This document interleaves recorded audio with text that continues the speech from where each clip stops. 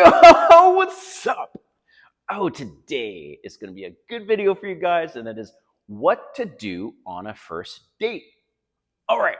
If you're new to my channel, welcome. My name is Kane. I'm the Silver Bachelor. This channel is 100% dedicated to dating advice for older guys. If you haven't subscribed, smash that subscribe button and hit the notification button because I'm dropping a video every day. All right. What to do on a first date? Oh, there's so many options, right? I had one guy comment on my channel, one of my videos, and he's like, well, I only have a 20-minute date for the first date because usually the first date is the first and last date for most men. Okay, fair. That's what he does. That's not what I do. So I love food, I love drink, and I like to go to new places all the time. And so I'm not going to keep you hanging here. The thing that you can do on your first date, or what you should do, and it's not just me saying this, what you should do, and even Patti Stanger, that's her last name, Stanger from Millionaire Matchmaker, she has a successful business and she matchmakes with millionaires and a lot of people that come to her show to audition and all this stuff. She said the first date should involve food and drink. Okay? Some of you may disagree and go, well, I do coffee or whatever. Well, fine. Well, listen to this.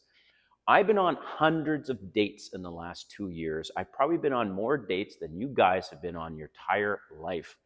Dating is so easy for me now at my age compared to when I was in my 20s. I was married before and I've been single for 2 years. And damn, seriously, I have just to give you an example, I've had 8 dates in the last 3 weeks. It's easy, super, super easy. Now, obviously, you don't want to break the bank. I don't want to break the bank and spend a whole bunch on food and drink and all this stuff. So that's why I wanted to do this video, to give you these 5 tips on the things that you can do and consider when you're going to go out for food and drink. All right. Number 1 is, if you're going to go out for food and drink, this is probably the most important. You need to choose a place with a sexy vibe. Women are judging your ass on where you take them. You do not take them to Cheesecake Factory. You do not take them to Chick-fil-A or any of these fucking cheap places. Don't do it. But you don't have to take them to an expensive place either. If the place has a vibe, for example, there's a cocktail lounge here in Atlanta, and it is like 40s, 50s glam themed. Actually, no, more 70s glam themed cocktail lounge. And it's like a speakeasy type of place. The prices are very reasonable. And many times I'll go there for happy hour, or I'll go there later on for some cocktails. So this leads me into the tip number 2, and that is happy hour. Man, that is the key thing for these first dates. Choose a place that has happy hour, because you can get a $20 cocktail for $8.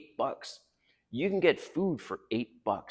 Basically, you can walk out of that date, you having 2 drinks, she's had 2 drinks, you both have some food for $50, right? So it doesn't have to be expensive. And like I said, she is judging your ass on where you're taking her.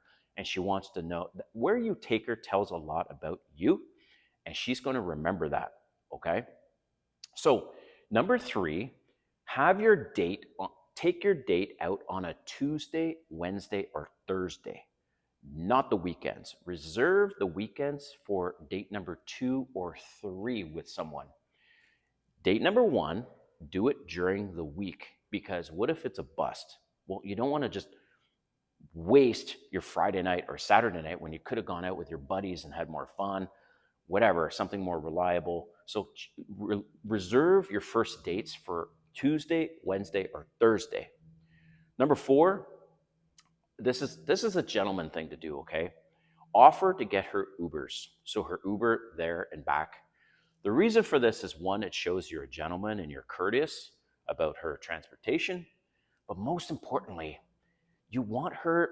Alcohol is a good thing on a first date. It's a great thing on a first date. It makes people loosen up, and become more flirtatious. And I I really like including alcohol in the first date because it just helps break down the barriers. People are a lot feel more comfortable.